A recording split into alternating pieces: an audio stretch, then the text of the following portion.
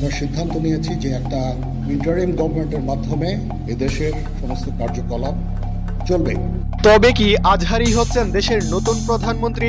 মিজানুর রহমান আজহারির প্রধানমন্ত্রী হওয়া প্রসঙ্গে যা বললেন সেনাপ্রধান। স্বৈরশাসক হাসিনাকে শেষ পর্যন্ত পদত্যাগ করেই দেশ চালালো ছাত্র জনতা। নিজ দায়িত্বে পদত্যাগপত্র রাষ্ট্রপতির কাছে দিয়ে হেলিকপ্টারে দেশ ছাড়ে শেখ হাসিনা। জানা গেছে তার হেলিকপ্টার ভারতে গিয়ে থেমেছে।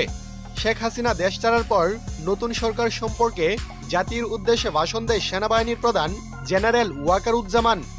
নতুন সরকার প্রসঙ্গে তিনি বলেন, আমরা আজকে সুন্দরভাবে কথা বলেছি, প্রধান প্রধান দলের নেতারা উপস্থিত ছিলেন, আমরা সুন্দর আলোচনা করেছি। এই আলোচনা ফলপ্রসূ হবে বলে মনে করছি। সুন্দর একটা অন্তর্বর্তী সরকার গঠন করে দেশ পরিচালনা করব। মাননীয় প্রধানমন্ত্রী পদত্যাগ করেছেন, এখন একটা অন্তর্বর্তী সরকার গঠন করে